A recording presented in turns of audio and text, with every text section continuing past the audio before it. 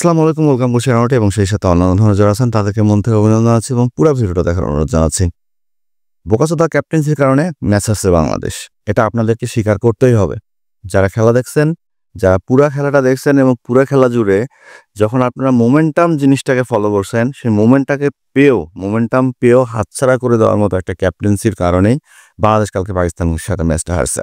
আপনারা চিন্তা করেন, যখন প্রথম 2 ওভার খেলা হয়েছে, হ্যাঁ 5 রানে 2 উইকেট চলে গেছে।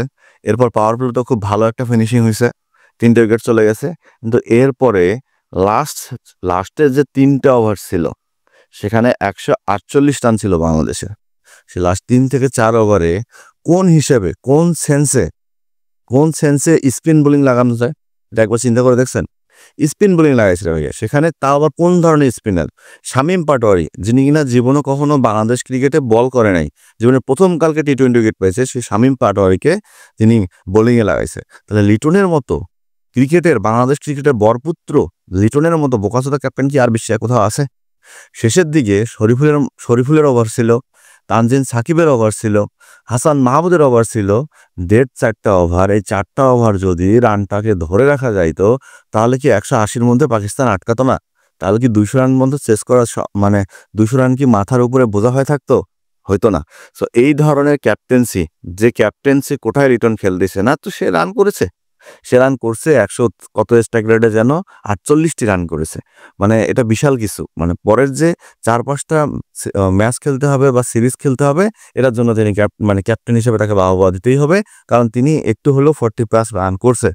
সো এই রানের কারণে আর এই ধীরে স্থির ব্যাটিংয়ের কারণে বা এই ধরনের ক্যাপ্টেন্সির কারণেই বাংলাদেশ কালকে ম্যাচ হারছে। তাছাড়া পাকিস্তানের যে ব্যাটিং লাইন আপটা ছিল, সেখানে বাবর আজম নাই এবং রেজওয়ান নাই। এই 2টা বাদে পাকিস্তানের যে ইয়ং একটা টি-20 ব্যাটিং লাইন আপ, এরা তো ভাইয়া স্টারের শেষই নাই।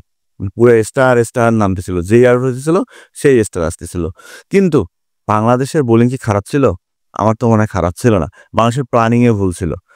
মাহাদি শুরুটা খুব ভালো করছে, কিন্তু শেষে এসে খেয়ে হারাইছে। কারণ ওই যে কখন কাকে ব্যবহার করতে হবে, কখন কাকে দিয়ে বোলিং আনতে হবে, কার বিপক্ষে কে বোলিং করবে, এই জিনিসটা লিটন কুমার দাস বোঝে নাই।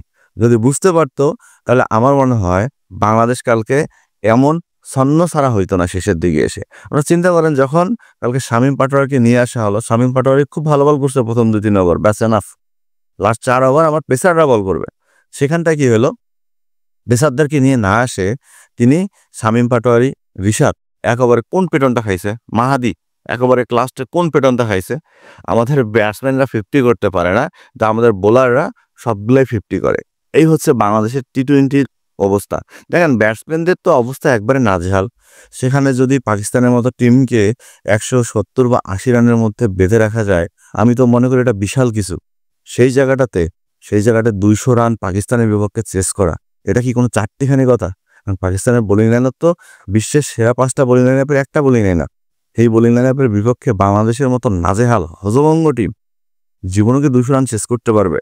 যখন এই 200 রান হয়েছে, তখনই মনে হয়েছিল যে বাংলাদেশ ম্যাচটা হেরে যাবে, এই ম্যাচটা দেখে আর কোনো লাভ নাই। তবে সেটাই হয়েছে যে বাংলাদেশ ম্যাচটা হেরে গেছে।